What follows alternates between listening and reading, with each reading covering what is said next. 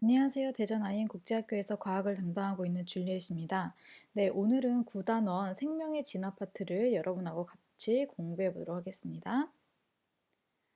처음에 나오는 것은 생명체가 어떻게 출현했느냐 해서 원시 생명체, 그러니까 생명체가 되기 이전에 무엇이 생명체가 되었을까에 관한 것인데요. 거기에는 세 가지, 코아세르베이트라는 물질과 마이크로스피어, 그 다음 리포솜이라는 이 세 가지 물질이 있었다라는 것만 여러분이 알아두시면 됩니다. 검정고시 수준에서는. 그래서 이런 것들이 있었다. 그렇게 해서 결국에는 단세포 생물, 여러분 들어보셨죠? 그러한 생물이 출현하게 되었다라는 가설을 이야기합니다. 그래서 생명체가 탄생하게 된 것은 유전물질이라는 거 우리가 배웠던 DNA 이런 거 얘기하고요. 효소, 물질 대사에 꼭 필요한 거라고 했죠. 그래서 유전물질과 효소를 가지게 되어서 생명체로 진화하게 되었다고 가정을 하고 있는 거예요. 그런데 얘네들이 독립적으로 생활하는 것, 그러니까 스스로 자신의 물질을 만들어내서 그걸 가지고 살아가는 것을 독립영양생물이라고 하는데, 그럼 얘네들이 어떻게 탄생했느냐? 바로 빛을 이용해서 이산탄소를 유기물로 합성하는 과정. 무엇이죠? 그렇죠. 광합성이죠. 광합성을 통해서 여러 가지 유기물을 만들어내서 스스로가 섭취하고 또한 산소를 만들어내는 무엇이 생겨났다? 여기 남세균이라는 아이가 있습니다. 세균인데요. 이 세균은 바로 광합성을 할 수 있는 세균이에요. 그래서 이것이 등장함으로써 독립영양생물이 출현했고 산소가 생성될 수 있었다라는 것을 우리가 볼 수 있죠. 밑에 있는 표는 바로 광합성 과정을 나타낸 표입니다. 자, 그래서 이렇게 산소가 생겨나서 여러 가지가 있다라고만 알고 계시면 되고요. 여긴 넘어갈게요. 그래서 진핵생물이라는 게 또 생겨납니다. 그 전까지는 남세균 이런 것들은 매우 간단해요. 그래서 세포에 그냥 핵이 있고 그 안에 DNA, 효소 이런 것만 있는데 그게 아니라 이제 핵뿐만 아니라 여러 가지 막 구조물을 가지게 되는 복잡한 진핵세포라는 것이 생겨났고요. 그게 바로 사람의 세포나 또는 식물세포 이런 것들이 진핵세포에 해당해요. 이 진핵세포가 만들어지는 가설이 있어요. 첫 번째가 막진화설인데 이 막진화설에 보면 세포 소기관인 핵막, 소포체, 골지체 얘네들이라는 있어요. 이런 것들이 만들어졌다. 또 세포 내 공생설이라고 하는 건 세포 소기관이 있었는데 그 소기관이 더 큰 세포 내로 들어와서 같이 살게 되었다. 이런 뜻이거든요. 여기에는 미토콘드리아와 영록체와 같은 세포 소기관이 존재하는 것이다. 라고 여러분이 알고 계시면 됩니다. 그래서 이런 것들이 생겨난 거고요. 세포 내 공생설만 좀 더 보면 미토콘드리아와 영록체가 왜 세포 내 공생설의 주인공이 되었냐. 미토콘드리아는 독자적인 DNA와 리보솜을 가지고 있어요. 그리고 또 원핵세포의 리보솜과 유사한 리보솜을 가지고 있고 또 이중막이고 여러 가지 것들이 있다라는 거. 그래서 중요한 거는 밑에 있는 표입니다.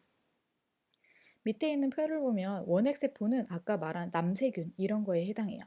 그리고 진핵세포는 사람과 같은 이런 생물체의 세포인데 보면 원핵세포는 핵막도 없고 소포체 골지체도 없고 미토콘드리아도 없어요. 딱 하나 있는 게 있다면 리보솜이죠. 그리고 진핵세포는 나머지는 다 있고 리보솜도 있어요. 이 리보솜은 우리가 다음에 배우겠지만 단백질을 만들어내요. 그 단백질을 만들어내서 세포 분열이라는 걸 해야 돼요.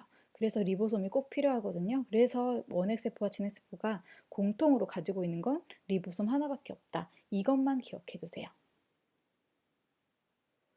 그리고 나서 이제 얘네들이 진핵세포도 단세포였는데 자기네들 혼자 살기가 좀 어려워지는 것 같아서 군체들의 형태를 나타낸다. 그래서 점점 여러 가지 형태로 분화되었다라는 게 바로 다세포 진핵생물 출현이고요.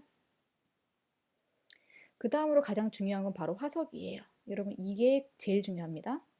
자, 화석이라고 하는 것은 고생물의 유해나 흔적이 지층 속에 남아있는 거예요. 그렇기 때문에 퇴적암 속에서 발견돼야 되죠. 변성암이나 이런 것에서는 발견될 수가 없겠죠. 이 화석은 두 가지로 구분하는데 첫 번째는 표준화석이에요. 이 표준화석이라는 건 시대를 구분해 주는 것이죠. 그래서 이 시대에 살았던 생물만 관찰되는 지점이다. 이런 식으로 되는 게 표준화석이고, 시상화석이라고 하는 것은 환경에 대한 정보를 제공해요. 그래서 예를 들면 조개 화석이 나타나면 여기가 바다였을 것이다. 이런 식으로 이제 우리가 그 화석을 보고 그 환경에 대해서 알 수 있게 되는 거죠.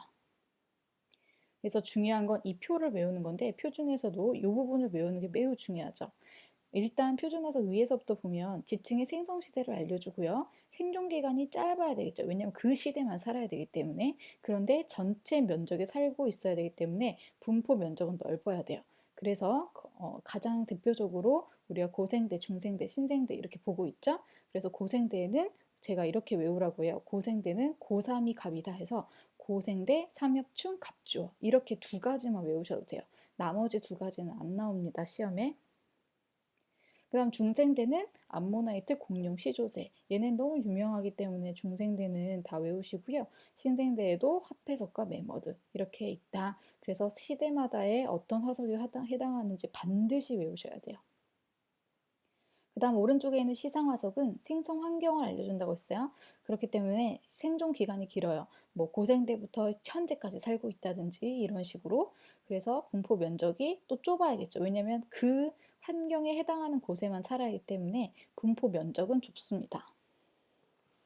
그래서 보면 고사리는 습하고 따뜻한 육지, 산호나 조개 같은 경우는 바다, 그다음에 화렵수는 강수량이 많고 습한 육지에서 발견되는 거, 침엽수는 강수량이 적고 습도 낮은 육지다. 뭐 이런 식으로 볼 수 있겠죠? 반드시 외워두시기 바랍니다. 자, 고생대 화석 이렇게 생겼습니다. 그림으로도 수제될 수 있으니까 갑주어구 삼엽충이고요. 중생대 화석입니다. 암모나이트 그리고 시조새. 마지막으로 신생대 화석입니다. 화폐석과 배머드. 그래서 화석으로 알 수 있는 거 이 네 가지가 있는데요. 지층 생성 시대에 알 수 있겠죠. 표준 화석으로. 그다음 환경, 시상 화석으로 알 수 있겠죠. 그다음 지층의 대비, 멀리 떨어져 있었는데 그 시대가 같을 수 있다. 이런 것들을 알 수 있고요. 수륙 분포, 여기가 뭐 바다가 있었는지 아니면 대륙이 있었는지 이런 것들을 알 수 있고요. 그다음 생물 진화가 되었는지를 증거하는 것에서 우리가 알 수 있겠죠. 그 다음에 이러한 시대들을 다 뭐라고 묻냐면 지질시대라고 해요. 이 지질시대는 성캄브리아대, 고생대, 중생대, 신생대 이렇게 나눠져 있는데 성캄브리아대가 전체 지질시대의 약 87%를 차지한다라고 밑에 보면 중간쯤에 나와 있죠. 그래서 성캄브리아대가 가장 길고 오래된 세월을 말한다. 이렇게 사람들이 지금 가설을 세우고 보고 있죠. 중요한 것은 우리가 다시 한번 살펴볼 텐데 고생대입니다. 자, 고생대에 오존층이 형성됐어요. 그리고 바다에는 삼엽충이라든지 갑주어 얘네들이 살고 있었고요. 육지로 올라와서 이제 양치식물이라는 게 나왔어요. 괄호 치시고 고사리라고 적어주세요. 그래서 고생대에는 고사리 식물, 양치식물이 번성했다. 그 다음으로 중생대 같은 경우는 암모나이트, 그리고 파충류, 시조새 이런 것들이 있고 겉씨 식물이 번성했다. 밑줄 쳐주시고요. 소철이나 은행이나 소나무 이런 것들이죠. 그런데 겉에 씨가 있으니까 동물들이 따먹는 거예요. 그러다 보니까 이제 얘네들이 진화를 하는데 어떻게 진화를 하냐면 그 씨가 안쪽으로 생성되는 식물이 이제 번성하게 되었다 해서 신생대에서는 무엇이죠? 속시식물이 번성했다. 이게 포인트입니다. 그래서 다시 한번 보시면 고생대는 양치식물, 중생대는 겉씨식물, 신생대는 속씨식물이 번성했다는 거 외워두세요. 그리고 신생대에서 최초의 인류가 출현했다라고 사람들이 정의를 내리고 있습니다.